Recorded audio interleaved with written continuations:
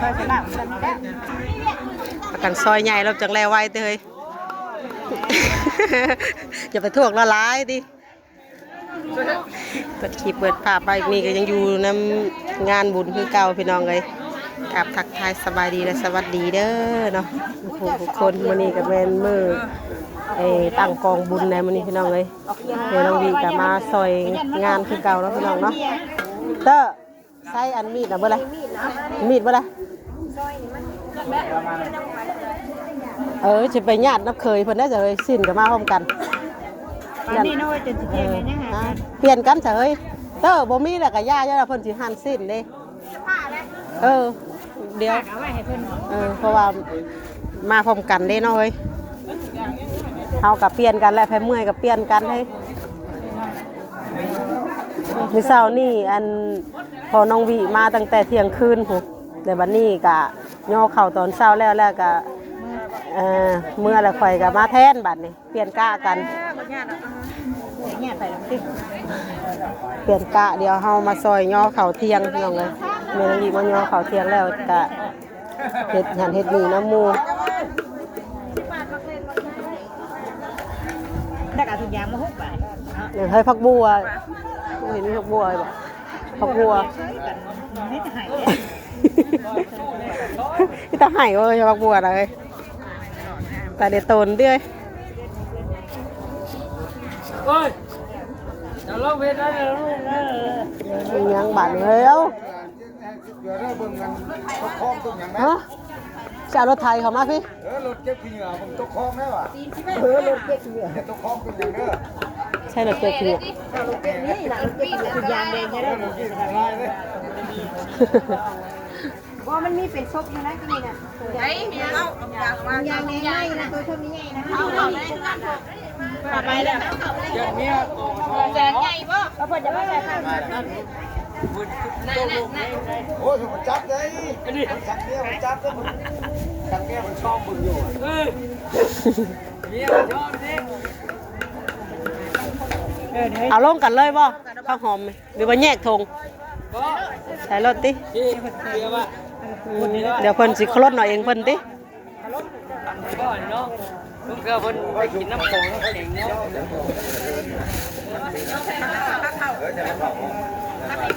เอาซอยไว้ให้ซอยอันพักนี่แหละเดี๋ยวอันซีนนะว่าให้เคยเพิ่นซอยไผ่กับอันซอยอันพัก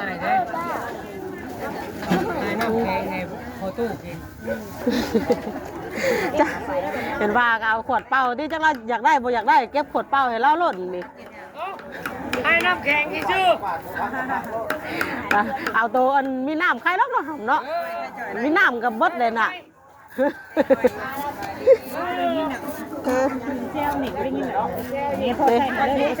จักเสียงยังเป็นยังที่เฮ้ยเห็ดขาวเป็นยังไงป่ะสาวโรงงานนะสาวโรงงานเนี่ยนะมันนั่นยังอยากออกได้ใช่ใช่ออกเด็กได้ดิโอ้ยเด็กกับไปทางมันว่าจะเคยได้ไปนั่งทางใกล้ต้องพูดอะไรว่าพูดอะไรกันซอยซอยอย่างคนเนาะอันนั้นเนี่ยที่เขาได้กินน่ะยังไงผักหอมกับงามหน่อยเนาะบริษัทอ่อนงามเลยอันว่าเฮ็ดหาเฮ็ดนี่ยามนี่ใครในซื้อผักถึงเนาะถ้าเดือน5เดือน6ไปแล้วก็แพงนะบัดแบบรุ่นผักเลยเฮ้ยขันเฮาเฮ้ยเด้อขันเฮาเพิ่นโยนหนีเด้อเฮ้ยเอามาคือได้เอ้าเพิ่นจับไปหันไปนี่โอ้อย่ามาเพิ่นให้เนาะย่านเพิ่นให้ดิจะมาเกะกะเพิ่นบ่เป็นหัวไปยังมันเก็บอย่างกระสอบไปเนี่ยคนไหนก่อนสามกาจะพูดหลายตำต้องติดไว้นะผักเคยเพิ่นจะไปลองเลยครับผมซอยกันอยู่ผักเคยเพิ่นก็ยุบอยู่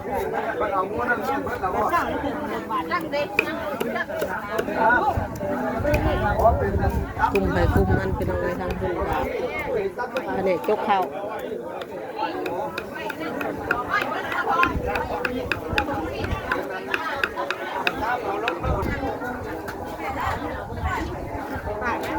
เ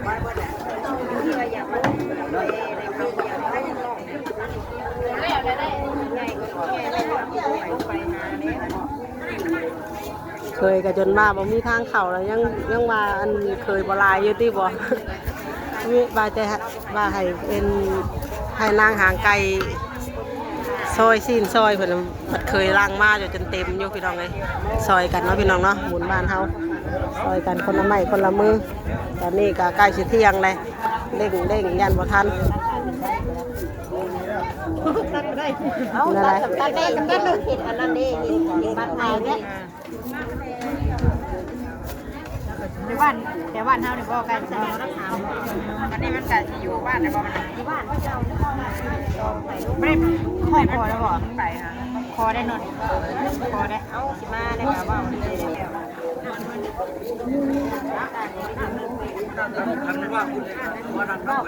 ทางนั้นกับแผนกแผนกล่างเครื่องใน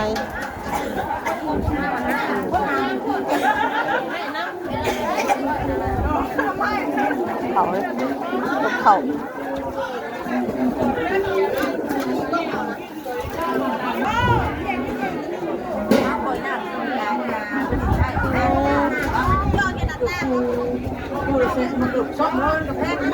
ทำมาคุ้งไว้เที่ยงกันบ่อยคือต่ำเลยนะ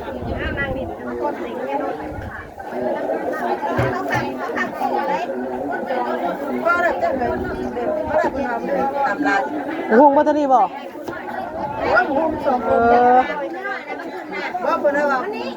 พอแล้วเพิ่นว่า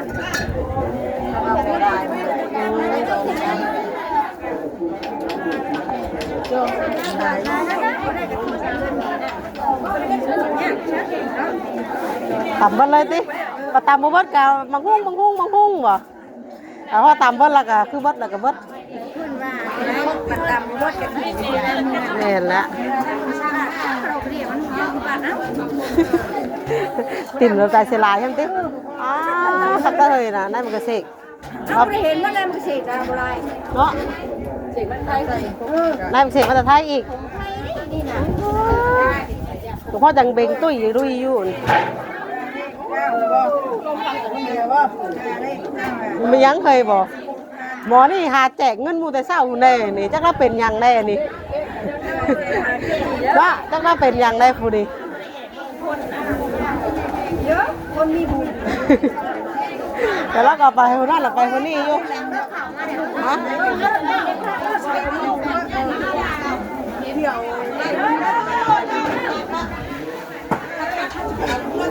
ทำมุกเฮ็ดมุกแต่มุกแตนอยู่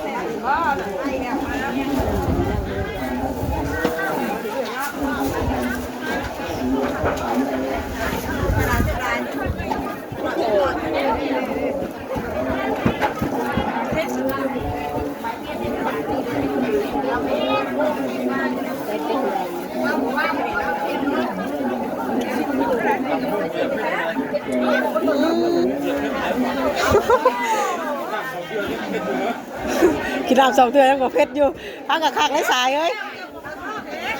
เผ็ดป่ะเรียกว่าตำหุ่งบ่เผ็ดปันใดนะกินน้ำสองเทื่อเหรอว่าเผ็ดแล้วบ่เผ็ดปันใด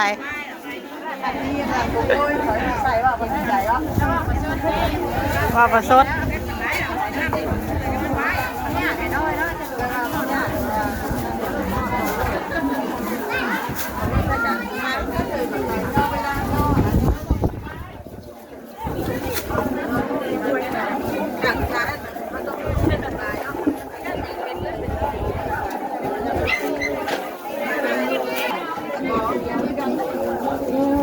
คักอีได้หมักทุกได้หมักเกษตรกับมาจากไทยได้มาจากไทยเข่ากับข่าวงามมันเลยห้ามก็ช่วยอยู่เข่ากัน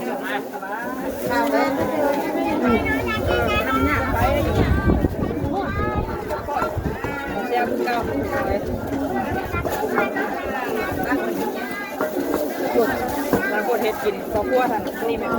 เคยทั้งนี้ไผ่ทั้งนั้นเคย เคยทั้งนี้ไผ่บ่ ทั้งนี้ไผ่ทั้งนั้นเคย เดี๋ยวไปกินด้วยใช่เวลาอะไรยังบ่ได้อยู่เนาะแม่เฮ้ยแลกถ้วยช้อน ล้างถ้วยทั้งใดคนจะล้างไว้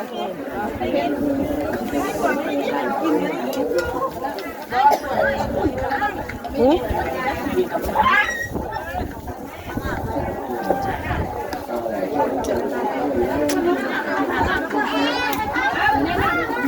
ยังเลยนะ คนน้ำใส่กันมันฮอด ล้างน้ำไล่น้ำด้วยกัน ไล่น้ำแล้วใส่กันเลย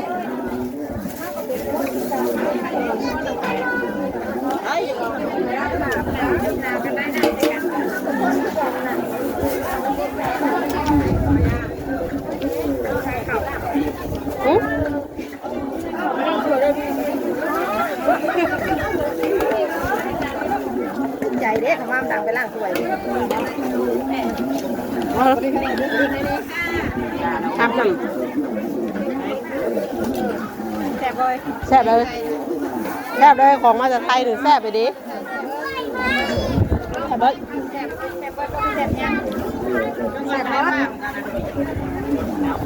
เอาตามยังไงกูว่าเชื่อแล้ว เอาบ่พี่ตี้กินบ่กินบ่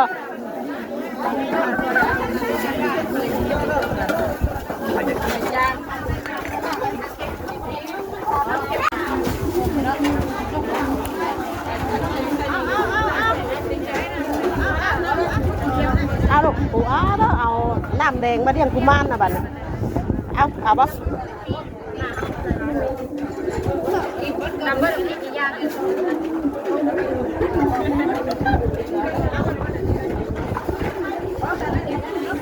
ทางคุณกับหมอกแดงหมอกหนึ่งข้าวหนึ่งน้ำพี่น้องเลยทางคุณกับ2-3หมอกเพื่อนก็เคยเพื่อนก็ซอยกัน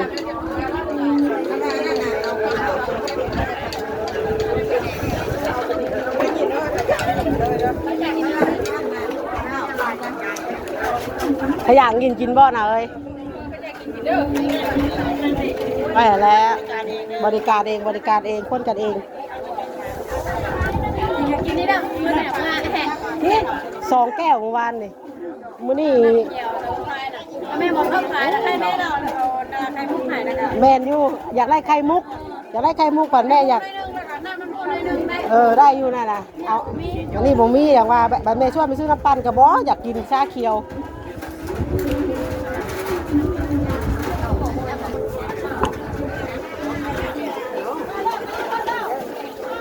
บ่มีมิดดิคนหลายมีแต่บ่คู่กันกินหลายครับ กินหมักได้หมักสิได้นี่นายเราบอก กินลายครับเนี่ยวะกินลายแล้วก็ไปออกมาตากแดดเพื่อพื้นหัวง่ายเลยนะ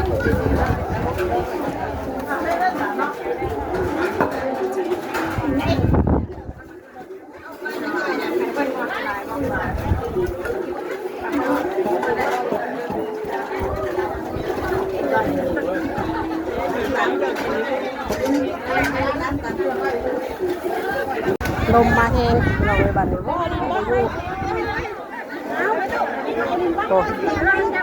ลมมาบาทเดียวไปจักแค่ตังไปจักเต็นอาการจับไปจะดูอยู่ดิเลยมึงแน่น่ะลมมาหลายย่านได้ลูกละลมมา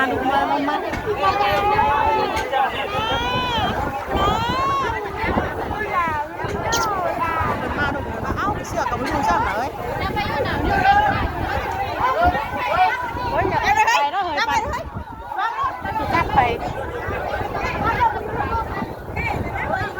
จับไป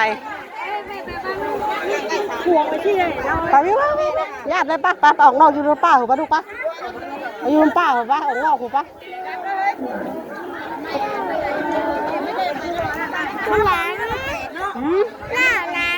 ย่านลมเนี่ยเราเห็นว่าลมหัวกุดน่ะ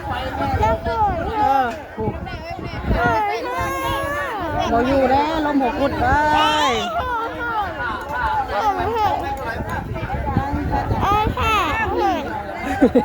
จักมันยังกี่ที่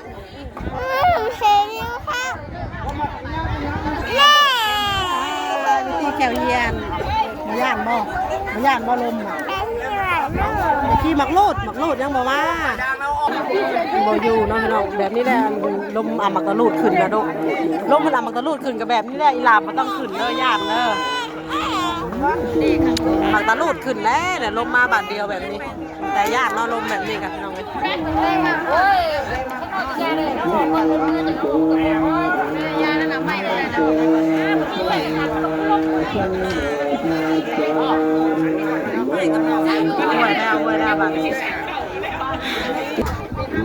อยู่ทงหน้ามันโล่งหน่อยเนาะมันเลยลม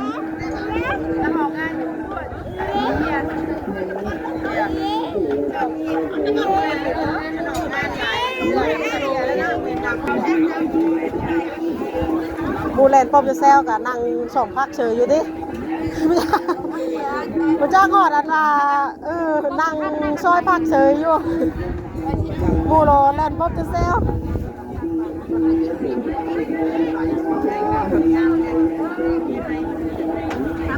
เดี๋ยวเราก็เล่งมือไปเอาเลย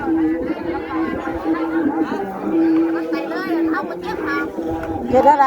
เห็นจะไล่เจ้าจังหวัดเจ้าโบเจ็บเล็กแล้วมันนี่เด้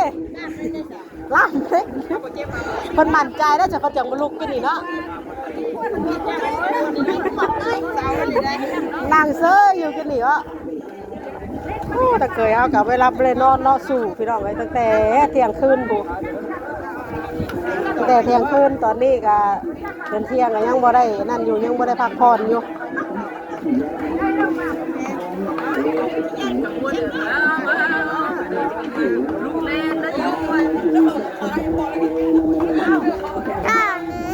ย่านมาลูกบ่ย่านก็ย่านบางคนก็ตามมางูตามมางูทางนั้นพี่น้องเอาดีๆได้เฮ้ยกลางมองหน้างอกหลังน้ำนั่นดิวันนี้ก็ไก่ทอดเคียงแล้วเพื่อนเรากำลังเตรียมเด้งมือไก่กับเรายังให้ทันวันนี้เพิ่นจะรับพรกันแล้วนะพี่น้องทางเคยเขาก็ซาวลาบตัวสิมั่นใจได้ติมายืนอยู่บ่เนาะเฮ้ยย่านนั่นว่าจับคารถเอาขึ้นรถจับลักแล้วตั้งแต่ไปแล้วกันป้าเลยนะติลมกันเนาะมาบาทเดียวไปจักเองจับเต็นไปจักเฮ็ดอยู่เฮ็ดกินนะท่า